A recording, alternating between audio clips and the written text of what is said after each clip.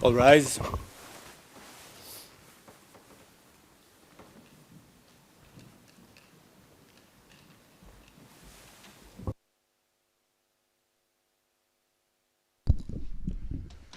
The Court for Specialist Chambers is now in session. Please be seated.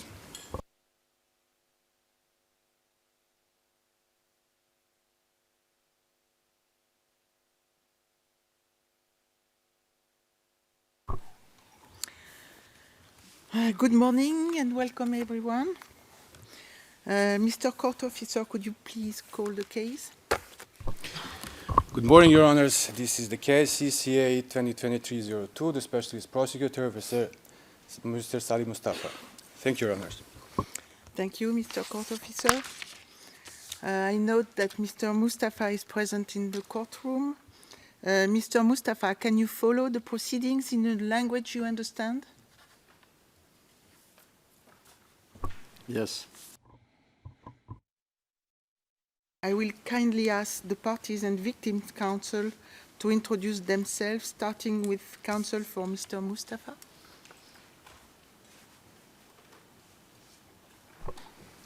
Thank you very much, Your Honor. Good morning. The defense is represented today by myself, Julius von Bonnet, lead counsel, by Mr. Fatmir Pillay, investigator, and in the courtroom today is also Mr. Mustafa. Thank you very much. Thank you. Now the Specialist Prosecutor's Office. Good morning, Your Honors. Good morning, everyone in and outside of this courtroom. The SPO is represented today by Kimberly West, the Specialist Prosecutor, Jaden Harding, who is our SPO intern, Julie Mann, who is our case manager, Nico Barling, Associate Prosecutor, and myself, Cezary Michalczuk, SPO Prosecutor. Thank you. I now turn to the victims' counsel. Good morning, Your Honors. Good morning, everybody inside and outside the courtroom. The participating victims are today represented by Brechtje Vossenberg as co-counsel and myself, Annie Poos, as counsel. Thank you. Thank you. I now turn to the registry. Good morning, Your Honours. Vidal Madonlan, Registrar. Thank you. I understood that there was a photographer who wished to take photos. I don't know if is the photographer here? Oh, okay. So is it okay? You took the pictures? Okay. It's done?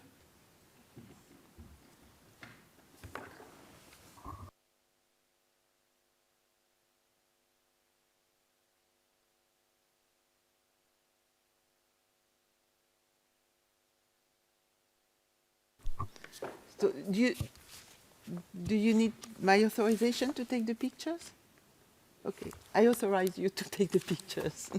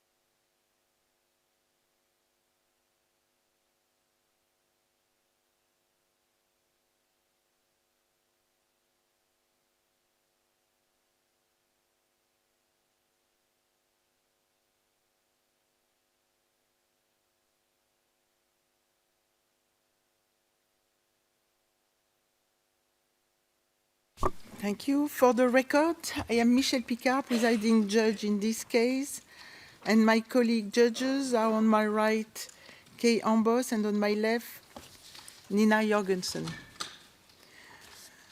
A panel of the Court of Appeals Chamber is sitting today to pronounce the appeal judgment in the case of the specialist prosecutor versus Salih Mustafa.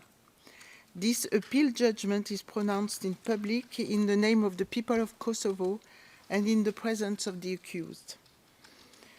This summary contains the essential issues on appeal and the central findings of the appeals panel and does not constitute any part of the official and authoritative appeal judgment. The written judgment is the only authoritative account of the appeals panel's findings. The appeal judgment will be made available in electronic form following this hearing.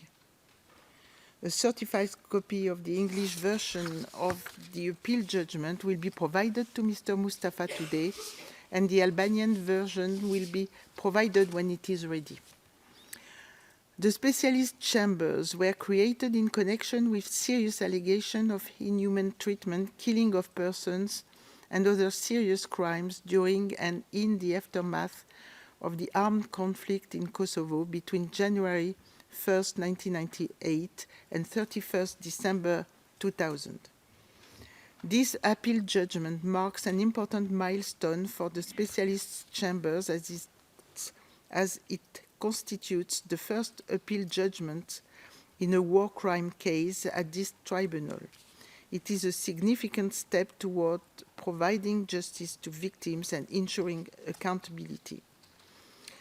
This judgment addresses the appeal against the trial panel's findings regarding the responsibility of Mr. Mustafa, the commander of the BIA guerrilla unit, a unit of the Kosovo Liberation Army, or the KLA, for crimes committed at a compound in Zlač, Kosovo, referred to the Zlač detention compound, between on or around 19 April 1999 and around the end of April 1999.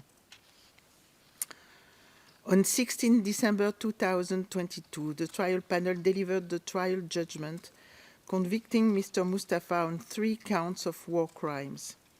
He was found guilty for the war crimes of arbitrary detention, torture, and murder under count 1, 3, and 4, and not guilty for the war crime of cruel treatment under count 2.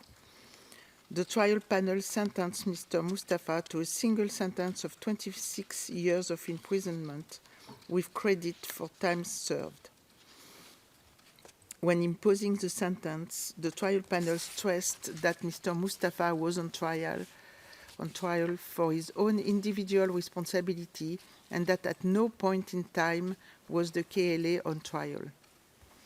The trial panel found that between approximately 1st April 1999 and on or around 19 April 1999 at the Zlač detention compound, which was the base of the BIA guerrilla unit in Zlač, at least 6 persons were deprived of their liberty by BIA members under the control and authority of the BIA commander, Mr. Mustafa.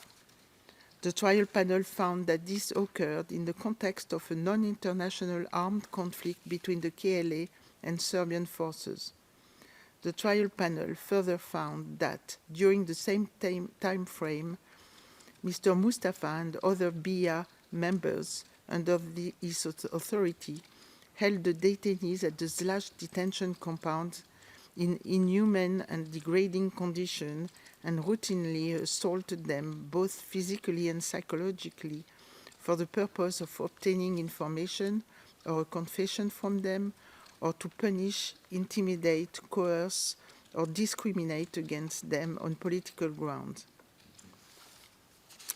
Lastly, the trial panel found that the person known as the murder victim was killed, I quote, between on or around 19 April 1999 and around the end of April 1999, end of quote, as a result of acts and omission by Mr. Mustafa and his BI subordinates.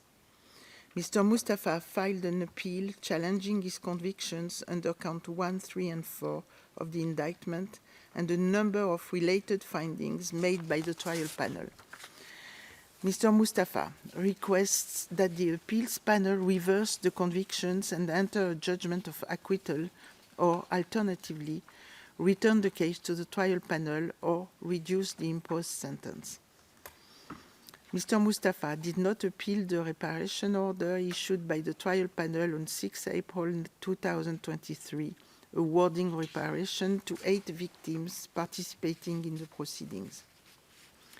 The appeals panel heard oral submission from the parties and victim counsel on 26 and 27 October 2023. Mr. Mustafa's appeal was comprised of 9 grounds divided into 51 subgrounds. In these grounds, Mr. Mustafa alleges errors of law, fact, and sentencing by the trial panel. The appeal panel first recalled the standard of review for appeals against trial judgments under Article 46 of the law.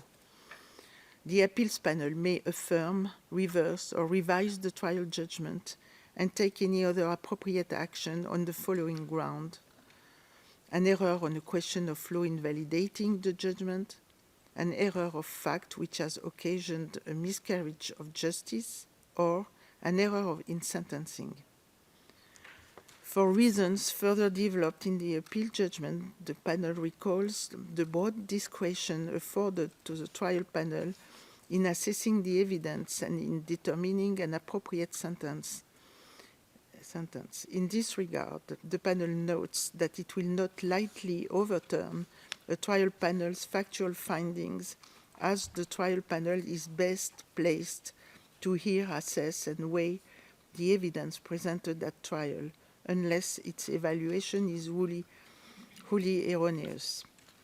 Furthermore, the appeals panel will not interfere with the trial panel's sentence unless it has committed a discernible error in the exercise of its discretion or failed to follow the applicable law.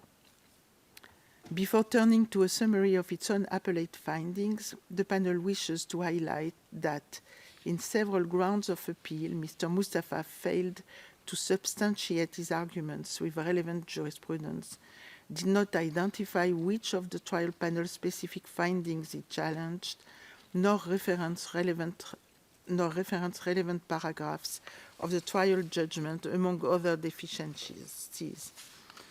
While in principle such deficiencies warranted summary dismissal of the relevant ground of appeal, the appeals panel has, in some instances, decided to exceptionally consider them out of fairness to the accused and in the interest of justice. In other instances, the appeals panel has summarily dismissed such arguments without considering their substance. The appeal panel's assessment of these instances is developed further in the appeal judgment. The panel will now summarize the main findings related to ground 1 and 2 of Mr. Mustafa's appeal. First, the panel will address an alleged error of law with respect to the trial panel's characterization of the conflict in Kosovo at the relevant time, and will turn to the alleged error of fact with respect to, first, the trial panel admission and reliance on certain evidence, 2, the trial panel findings on the location of the crime, 3, the trial panel's assessment of witnesses, and 4, the trial panel's finding on Mr. Mustafa's alibi claim.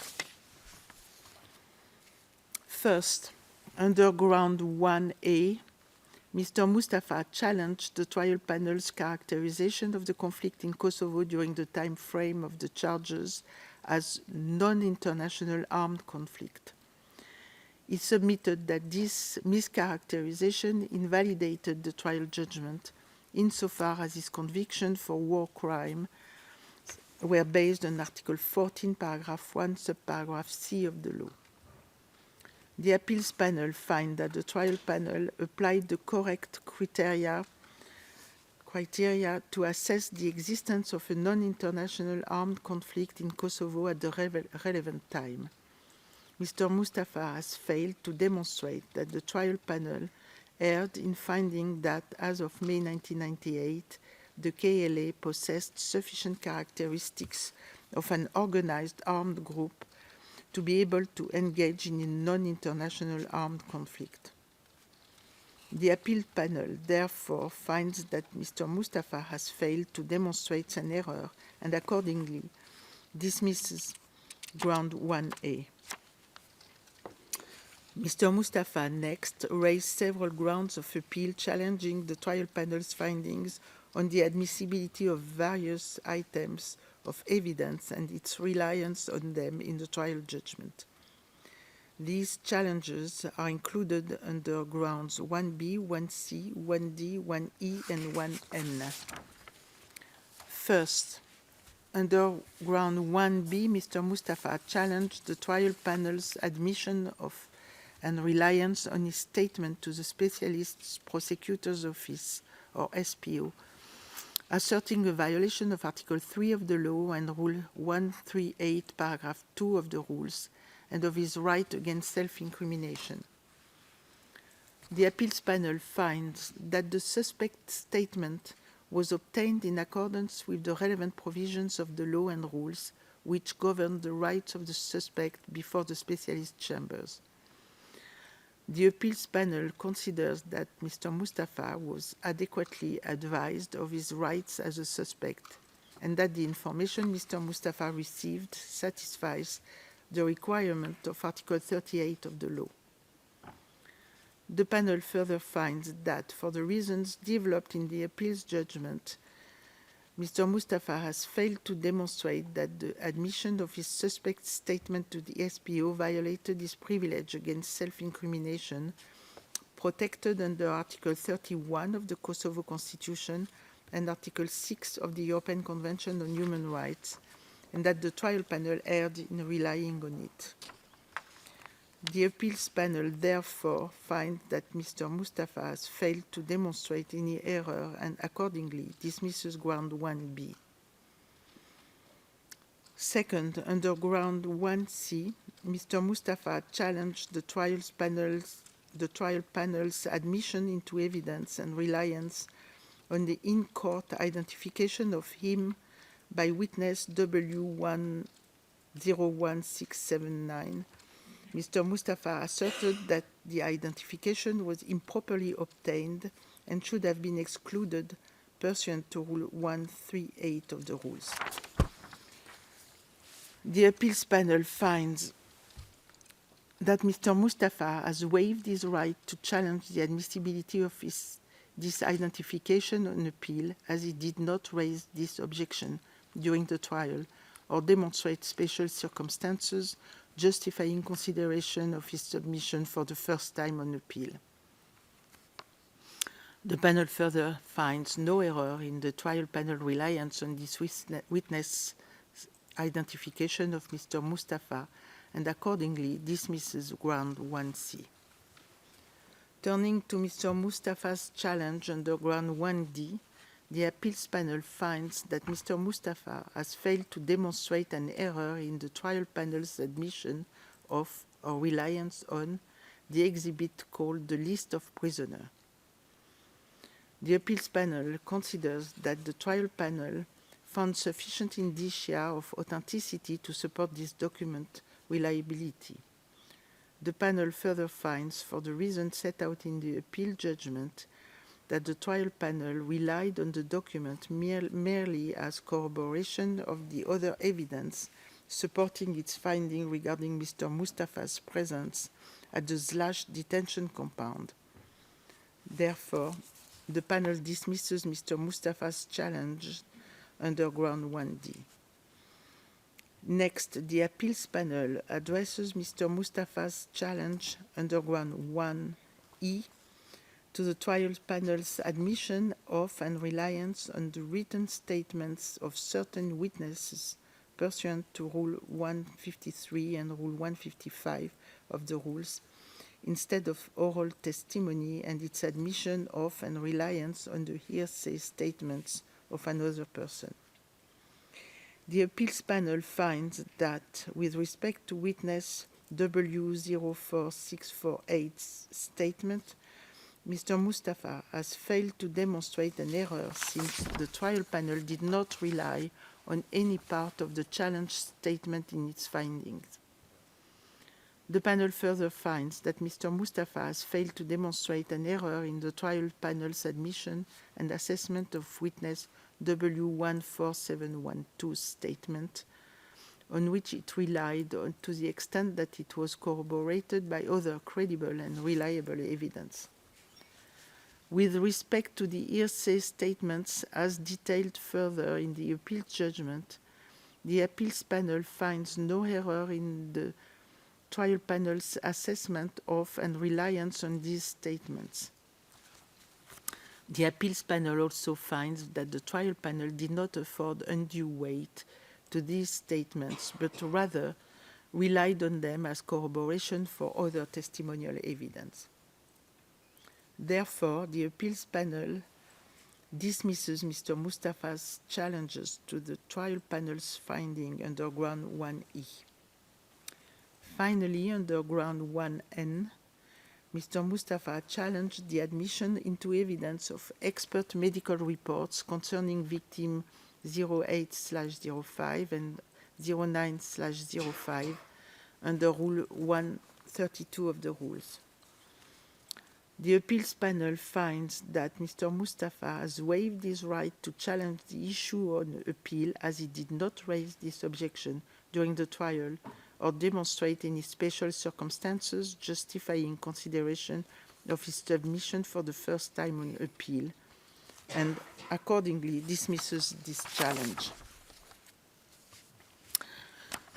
Next, under grounds 2A, 2B, 2C, 2D, 2E, 2F, and 2H, Mr. Mustafa raised several alleged factual errors concerning the trial panel's findings on the location of the crimes and that the charged crimes occurred at the Slash detention compound. First, with regard to Mr. Mustafa's argument that the trial panel prematurely labeled the compound of houses in Slash as a detention compound, the panel finds that trial panels have discretion to organize their judgments as they see fit, and that Mr. Mustafa did not demonstrate any error in the trial panel's exercise of its discretion in this regard. Second, with regard to the trial panel's findings on BR's occupation of the compound, the panel finds that, contrary to Mr. Mustafa's claim, the trial panel accurately recalled the substance of his statements about the presence of BR unit soldiers, including himself, on the compound during the relevant period. With respect to Mr. Mustafa's argument that the trial panel erred in finding that the BR unit controlled the Slash detention compound, the panel finds that Mr. Mustafa has failed to demonstrate any error in the trial panel's assessment of the evidence on which it based its finding. Mr. Mustafa also alleged that the trial panel erred in dismissing his claim that the SPO deceived the defense by shifting its case with regard to the specific building or buildings in which victims were allegedly detained. The panel finds no merit in Mr. Mustafa's arguments, given that the indictment charges him with 4 counts of war crimes committed at the Slash detention compound without specifying in which of the buildings on the compounds the alleged crimes occurred. The panel turns next to Mr. Mustafa's argument that the trial panel erred in finding that certain prosecution witnesses were able to identify the specific detention location. The panel finds that Mr. Mustafa, in several instances, misrepresented these witnesses' testimony. The appeals panel also finds that Mr. Mustafa has failed to show that no reasonable trial panel could have accepted the evidence of the witnesses identifying the detention location, or that the trial panel's findings are wholly erroneous. With respect to Mr. Mustafa's argument that the SPO was suggestive in its presentation of photographs of the / detention compound to these witnesses, the appeals panel finds that Mr. Mustafa failed to raise the formal objection during trial. Accordingly, the appeals panel finds that Mr. Mustafa has waived his rights to raise the issue and dismisses his submission in this regard. In conclusion, the appeals panel dismisses Mr. Mustafa's challenge to the trial panel's findings in relation to the location of the crimes, underground 2A in part, 2B to C, 2D to E in part, 2F and 2H in part. The appeals panel will now turn to Mr. Mustafa's challenges to the trial panel's approach regarding the assessment of witnesses. These relate to ground 1J, 2A, 2E, 2G, 2H, 2I, 2J, 2K, 2L, 2M, and 2N. As a preliminary matter, the panel observes that the majority of Mr. Mustafa's submission under grounds 1J, 2G, 2I, 2J, 2K, and 2L, and 2M did not satisfy the formal requirements for an appeal. The panel finds that, in particular, under ground 2K, 2L, and one argument under 2M, Mr. Mustafa's submission in the appeal brief departed significantly from his notice of appeal and accordingly summarily dismisses these grounds.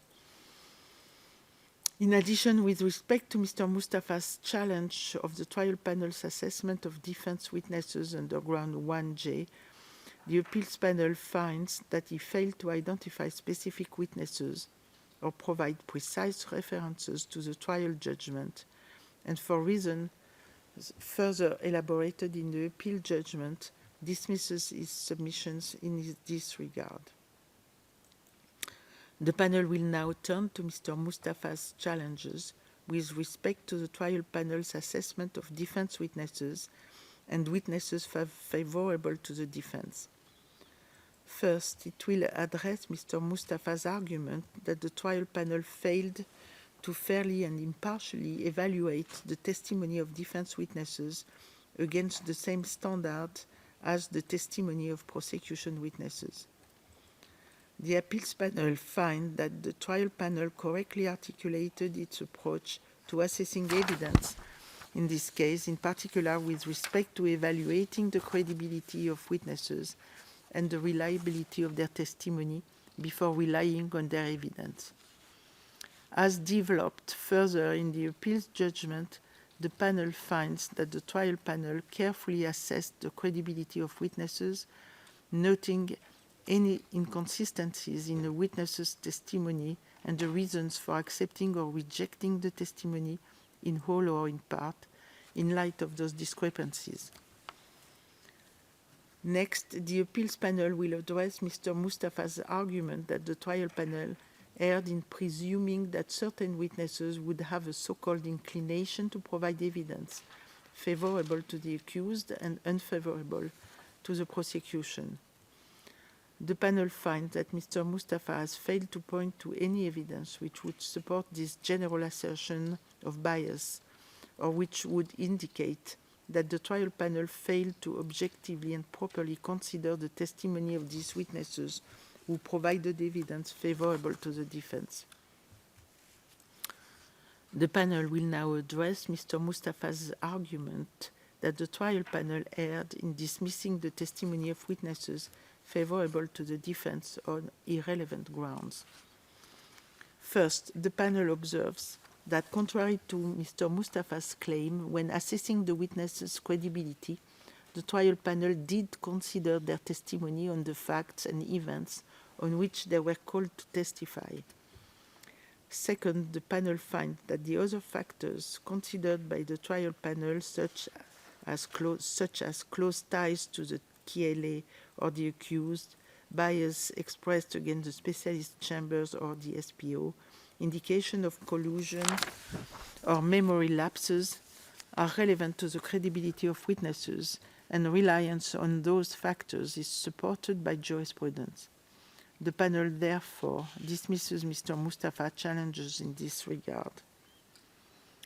The panel also dismisses Mr. Mustafa's argument that the only relevant factor to assess credibility is, I quote, whether the witness is telling the truth, end of quote. In this respect, the appeals panel finds that the trial panel has broad discretion over the appropriate weight and credibility to be accorded to a witness.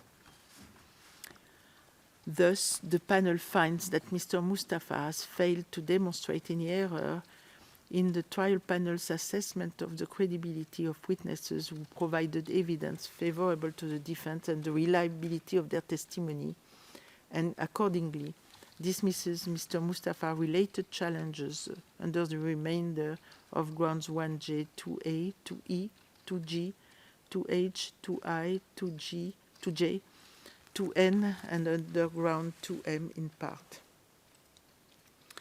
Mr. Mustafa also raised several grounds of appeal challenging the trial panel's assessment of the credibility of specific witnesses and the reliability of their testimony. These are ground 1F, 1G, 1H, 1I, and 2P. For reasons further developed in the appeal judgment, the panel dismisses Mr. Mustafa's challenges under these grounds on the basis that the arguments fall outside of the scope of his notice of appeal, or Mr. Mustafa has waived the right to challenge the issue on appeal by not raising it first at trial, or Mr. Mustafa has failed to demonstrate any error in the trial panel's reliance on or assessment of these witnesses. The appeals panel now turns to Mr. Mustafa's challenge under ground 1K regarding the trial panel assessment of the credibility of a specific witness. Mr. Mustafa asserted that it erred in failing to consider the witness's alleged financial motive for testifying and by not allowing the defense to question the witness in that regard, thus violating his right to equality of arms. The appeals panel considers that Mr. Mustafa has failed to demonstrate an error as the trial panel evaluated in detail the credibility of this witness and the reliability of the testimony in light of relevant factors. The panel further finds that the trial panel did not prevent Mr. Mustafa from challenging the witness' credibility, but rather imposed appropriate limitation on the scope of his cross-examination. Therefore, the appeals panel dismisses Mr. Mustafa's challenges in this regard. Finally, under ground 2P, Mr. Mustafa challenged the trial panel's assessment of and reliance on a specific witness's testimony in its finding regarding the murder victim's detention location and Mr. Mustafa's presence at the / detention compound at the relevant time. The appeals panel finds that Mr. Mustafa has failed to establish an error in the trial panel's assessment, as its finding accurately reflected that witness's testimony, and moreover, the trial panel carefully noted any inconsistencies in the witness testimony and relied on it only to the extent that it was corroborated by other testimony. The appeals panel therefore dismisses ground 2P. I will now turn to Mr. Mustafa's alibi claim. Under ground 1L, 1M, 2M, and 2O, Mr. Mustafa challenged the trial panel's rejection of his alibi claim concerning his presence at the scene of the crimes at the relevant time. First, the appeals panel finds no legal error in the standard for the assessment of an alibi claim as set out by the trial panel, which is well supported by jurisprudence. Specifically, the trial panel emphasized that the accused did not need to prove an alibi beyond reasonable doubt and correctly considered whether the alibi evidence was capable of accounting prima facie for Mr. Mustafa's position elsewhere than Slash, thus creating a reasonable doubt in the SPO's case. Turning to Mr. Mustafa's factual challenges to the trial panel's findings, the appeals panel finds that, as explained in further detail in the appeal judgment, the trial panel did not err in its factual findings on Mr. Mustafa's alibi claim. The appeal panel therefore dismisses ground 1L, 1M, and 2O, and the remainder of ground 2M. The panel will next summarize its finding on Mr. Mustafa's challenges under grounds 3, 4, and 5 of his appeal regarding his conviction for the war crime of murder. Mr. Mustafa challenged the trial panel's findings concerning the actus reus or objective elements and mens rea or subjective elements of the war crime of murder under Article 14, paragraph 1, subparagraph C of the law. These underpin its conviction under count 4 of the indictment for the murder of the murder victim between, on, or around 19 April 1999 and around the end of April 1999. The panel will first address the alleged error on the actus reus of murder under grounds 3 and 4. It will address both the legal and factual errors alleged by Mr. Mustafa. Starting with Mr. Mustafa's legal challenges relating to the issue of causation for murder, the panel recalls that the trial panel was unable to isolate a single factual cause of the murder victim's death. It found that it was the result of the combination of the severe mistreatment inflicted by the BIA unit members who detained him at the Slash detention compound, causing serious bodily harm, the denial of medical aid by the BIA unit members who detained him, and gunshot wounds. With respect to legal causation, the appeals panel finds that the trial panel correctly applied the substantial contribution test, which is well established in the jurisprudence of international courts and tribunals and is not as such challenged by Mr. Mustafa. The trial panel found that the causal factors of severe mistreatment and denial of medical aid were solely attributable to Mr. Mustafa and his BIA unit subordinates, and that these were substantial causes of the murder victim's death. As to the bullet holes in the murder victim's body, the trial panel found that there was reasonable doubt as to whether they could be attributed to BIA unit member or to Serbian forces. The appeals panels find that in light of this uncertainty and applying the principle of in dubio pro reo, or when in doubt, rule in favor of the accused, the trial panel properly assumed the factual scenario more favorable to Mr. Mustafa, namely that Serb forces shot the murder victim. As a consequence, and with a view to fairly attributing responsibility for the murder victim's death, the appeals panel finds that the trial panel was also required to assess whether the gunshots, which were assumed to have originated from Serb forces, constituted a relevant third-party intervention so as to break the chain of causation between Mr. Mustafa's conduct and the death of the murder victim. The appeals panel gleaned key insights of the proper application of the Novus Actus Interveniens, or New Intervening Act, principle, which describes the effect of such third-party interventions on legal causation from a survey of select common and civil law jurisdiction. The panel concludes that such a novus actus is only relevant to breaking the chain of causation under very narrow circumstances, namely where it is not foreseeable or does not form part of the original sphere of risk belonging to the accused and creates a wholly new risk that is so potent as to render the original risk insignificant. The appeals panel considers that while the trial panel did not explicitly address the novus actus interveniens principle, it did so implicitly and therefore did not relevantly err. In the appeals panel view, the trial panel's findings support the conclusion that the gunshots which were assumed to have originated from SERP forces do not constitute a relevant novus actus, interrupting the causal link between Mr. Mustafa's conduct and the death of the murder victim. The appeal panel also dismisses Mr. Mustafa's argument that death due to ill treatment or denial of medical care may not amount to murder.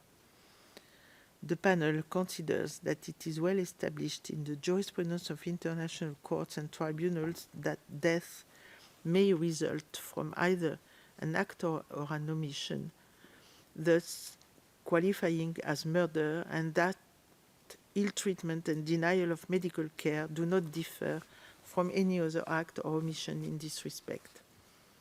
The appeals panel further dismisses Mr. Mustafa's contention that a finding as to the time of death of the murder victim was necessary.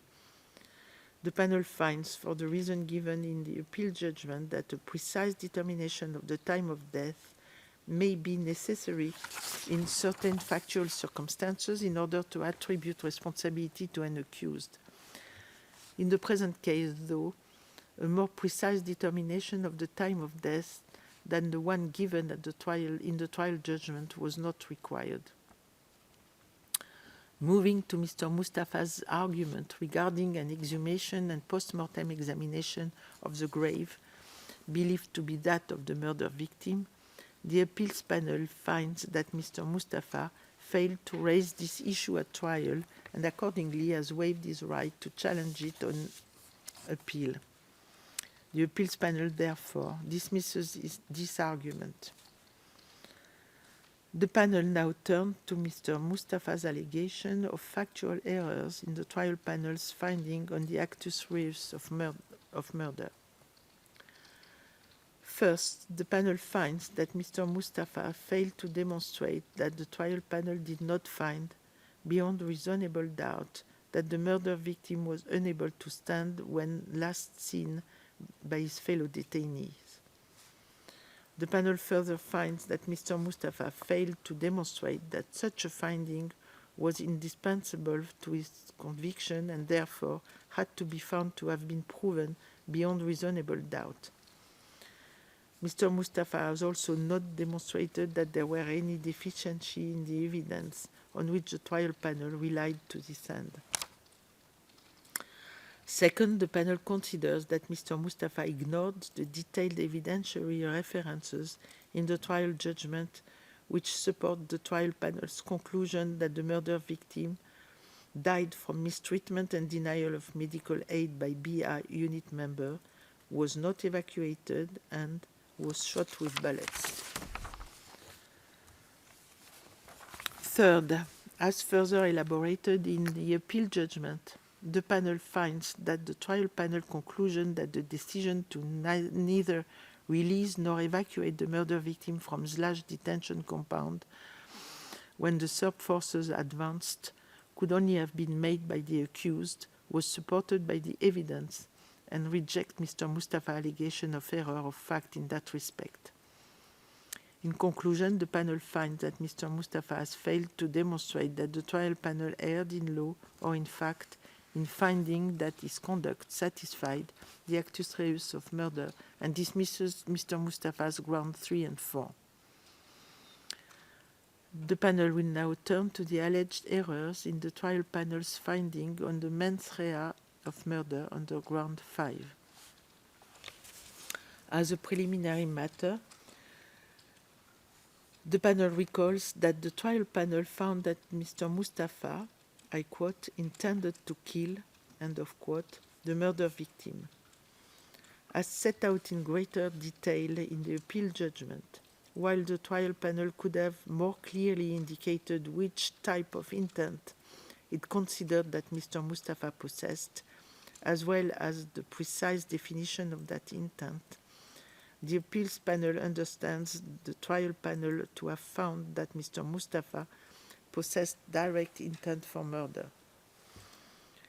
With respect to Mr. Mustafa's argument that the trial panel applied the wrong mens rea standard for the war crime of murder, the panel considers that the applicable mens rea is the same regardless of whether the crime is committed through an act or an omission. The panel turns next to Mr. Mustafa's arguments that the trial panel erred in concluding that the decision to neither release nor evacuate the murder victim from the / detention compound when the Serb forces advanced effectively equaled a decision to kill him, as it was not established that Mr. Mustafa knew about the condition of the murder victim. The appeal panel observes that the trial panel did not make an explicit finding that Mr. Mustafa knew about the condition of the murder victim.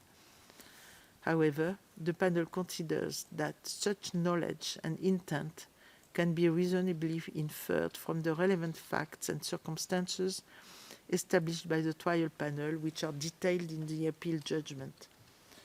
The panel finds that Mr. Mustafa has failed to show that, absent such an explicit finding, no reasonable trial panel could have reached the trial panel's conclusion that the decision to neither release nor evacuate the murder victim effectively equaled the decision to kill him.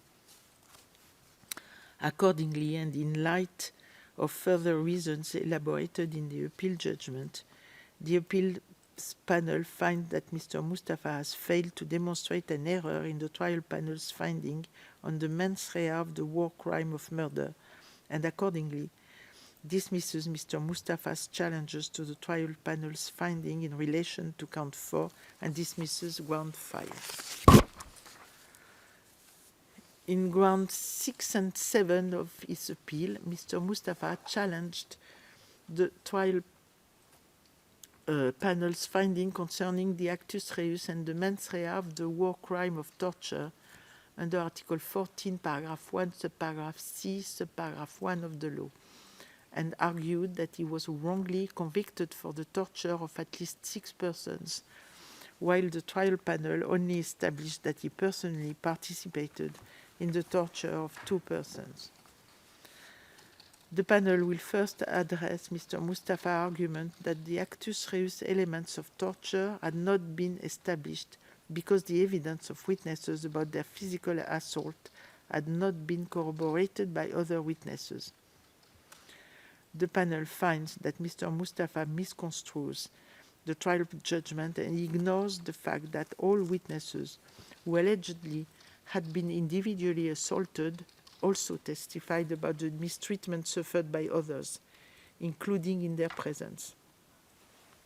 Mr. Mustafa further overlooks the fact that the trial panel found that physical mistreatment was not the only form of torture that detainees were subjected to, but that they had also been subjected to psychological assault and kept in inhumane condition throughout the entire duration of their detention at the / detention compound.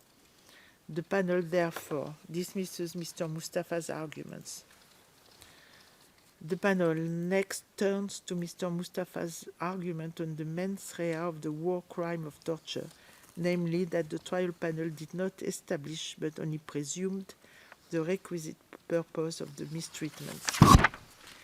The appeal panels find that the trial panel's conclusion that the specific purpose of the mistreatment had been established in support and is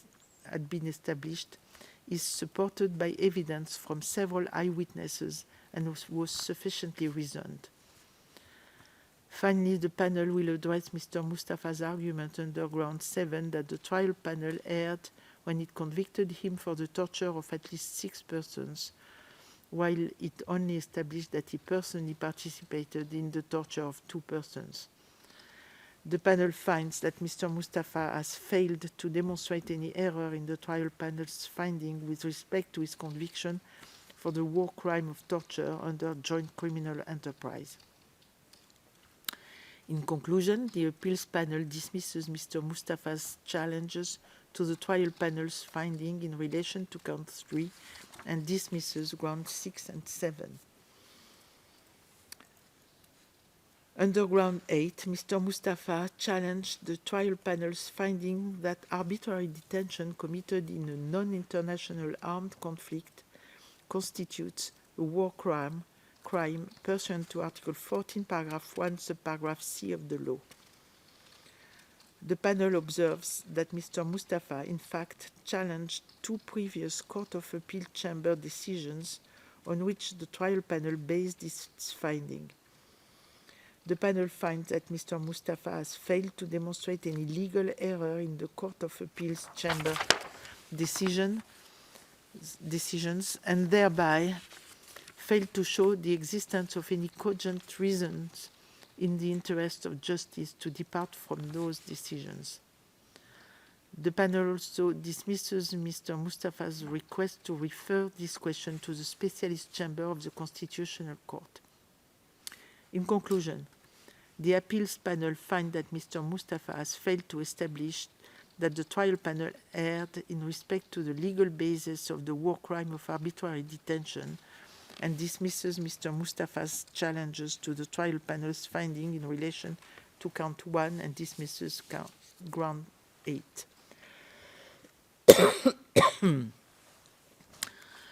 Finally, under ground 9, Mr. Mustafa challenged the trial panel's finding relating to the imposition of a sentence of 26 years of imprisonment for the 3 counts on which he was convicted.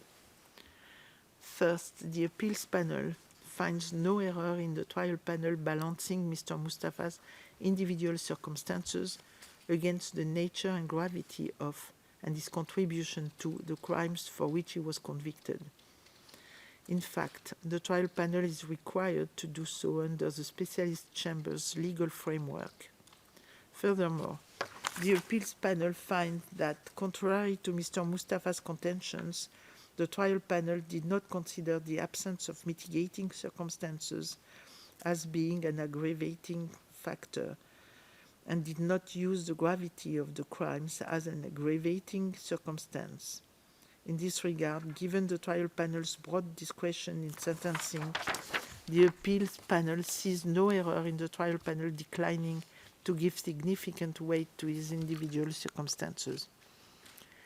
The appeals panel also dismisses Mr. Mustafa's argument that he could not have raised his individual circumstances at trial, as he was given ample opportunity and instruction to do so, and in any event, considers that the trial panel took these into account proprio motu, or on its own initiative.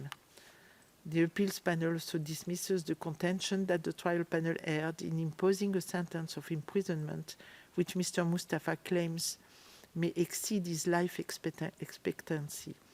This contention is contradicted by the specialist chamber's legal framework, which allows it to impose a sentence of up to lifelong imprisonment, and by international jurisprudence. Finally, the appeals panel will address Mr. Mustafa's arguments concerning the application of the lex miserior, or more lenient law, principle, and what he submits is the imposition of an excessively long sentence. In this regard, the appeals panel first finds that the trial panel correctly held that it was not bound to apply sentencing ranges applicable in Kosovo law at the time of the commission of the crimes and any subsequent more lenient sentencing range. Rather, the trial panel was required to take these into account under the specialist chamber's legal framework. For reasons further explained in the appeals judgment, the appeals panel finds that the principle of lex miserior is not applicable vis-à-vis these domestic sentencing ranges, and that there is no conflict between the specialist chamber's legal framework and the Constitution of Kosovo. Accordingly, the appeals panel also dismisses Mr. Mustafa's request for a referral of this issue to the specialist chamber of the Constitutional Court. That being said, the appeals panel finds that the trial panel's analysis of the domestic sentencing ranges is insufficient to meet its obligation to take these ranges into account. To this end, as well as in relation to Mr. Mustafa's argument that his sentence is excessive, the appeals panel has analyzed both international and Kosovo jurisprudence concerning war crimes comparable to those for which Mr. Mustafa was sentenced. In so doing, the appeals panel was cognizant of the fact that sentences cannot be easily transposed from one case to another given the case-specific factors in sentencing. The appeals panel finds that in cases before both international tribunals and Kosovo courts concerning war crimes comparable to those for which Mr. Mustafa was sentenced, shorter sentences were imposed than those imposed on Mr. Mustafa. In this regard, the appeals panel interpreted the cases of Kosovo courts in the context of the sentencing ranges available in its domestic laws. While fully cognizant of the trial panel's broad discretion in sentencing, the panel finds that the disparity between Mr. Mustafa's sentences and the sentences that the appeals panel analyzed shows that the trial panel ventured outside of its discretionary bounds in this instance. The appeals panel therefore considers that by imposing sentences on Mr. Mustafa which are out of reasonable proportion with the line of sentences imposed in similar circumstances for similar offences, the trial panel committed a discernible errors in sentencing. For the reasons developed in the appeal judgment, the appeals panel therefore finds it appropriate to reduce the individual sentences imposed on Mr. Mustafa by the trial panel to the following sentences. Firstly, 8 years of imprisonment for count 1, the war crime of arbitrary detention committed against at least 6 persons. Secondly, 20 years of imprisonment for count 3, the war crime of torture committed against at least 6 persons. And thirdly, 22 years of imprisonment for count 4, the war crime of murder committed against 1 person. Accordingly, the appeals panel must also now determine, pursuant to Rule 163, paragraph 4 of the rules, a single sentence reflecting the totality of the criminal conduct of the accused, which shall not be less than the highest individual sentence determined in respect of each charge. In this regard, the appeals panel considers that a single sentence of 22 years of imprisonment with credit for the time served since his arrest on 24 September 2020 reflects the totality of Mr. Mustafa's criminal conduct in this case. The appeals panel notes that its findings on Mr. Mustafa's sentence do not affect the trial panel's finding on the reparation order issued against Mr. Mustafa. The panel also emphasizes that this reduction in Mr. Mustafa's sentences is in no way suggests that the crimes for which he has been convicted and sentenced are not grave.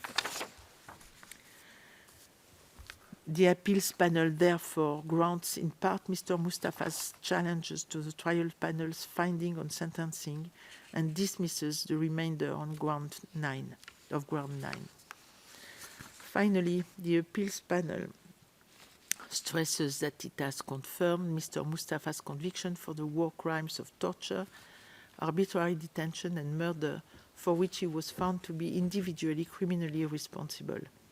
The specialist chambers only have jurisdiction over individuals, not groups or organizations. In that vein, the appeals panel emphasizes again that neither the KLA nor the Kosovo people were the subject of these proceedings, and they have not been found responsible for or convicted of these crimes. I would now like to ask Mr. Mustafa to stand while I, on behalf of the panel, read the full text of the disposition of the appeal judgment.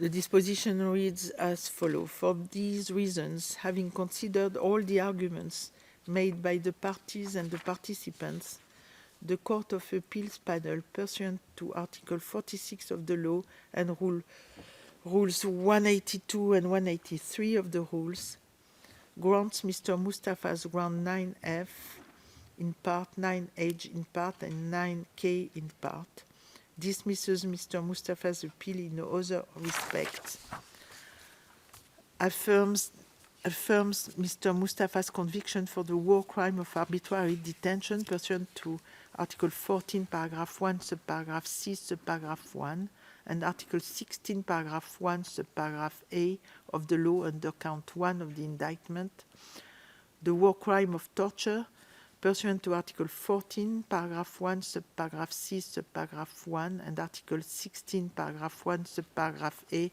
of the law under count 3 of the indictment,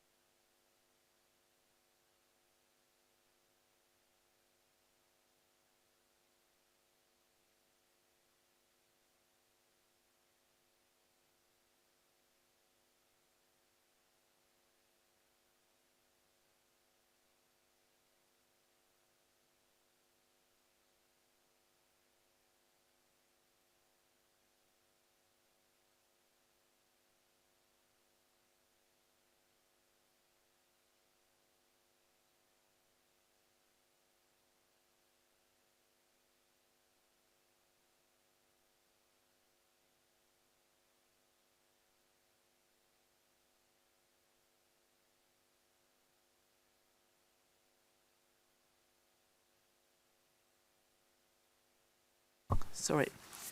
So I continue. I don't know where I was. And, okay, I start again. You can hear me, Mr. Mustafa? Yes, I can hear you.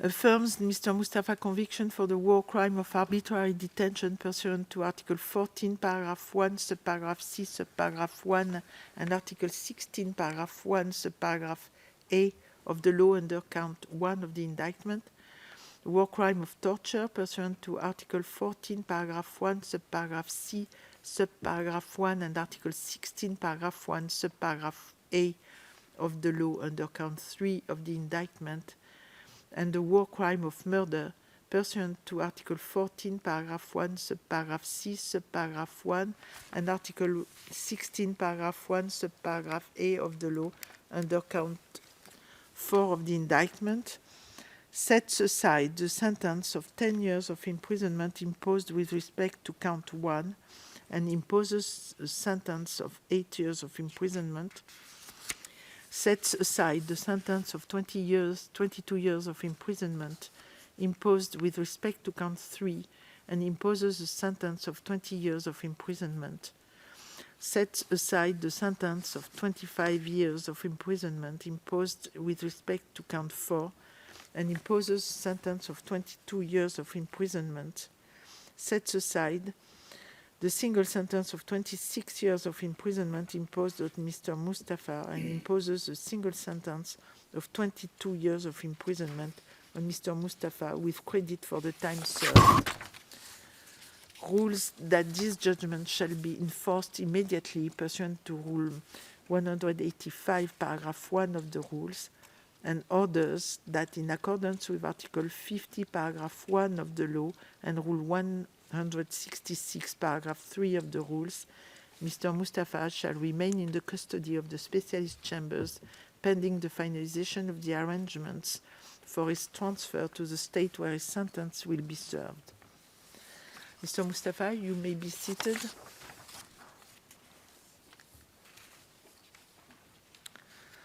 The registry shall now distribute the appeal judgment in electronic form. Mr. Court Officer, can you confirm it's distributed?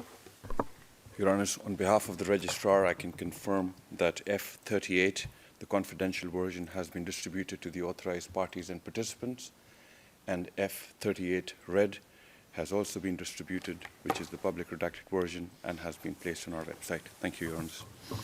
Thank you. This concludes the appellate proceedings in this case. Before we adjourn, I would like to take this moment to thank the parties and participants and the registry for their work on this case and their attendance today.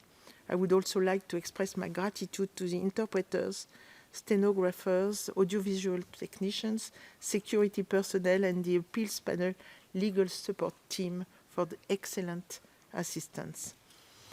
The hearing is adjourned. All rise.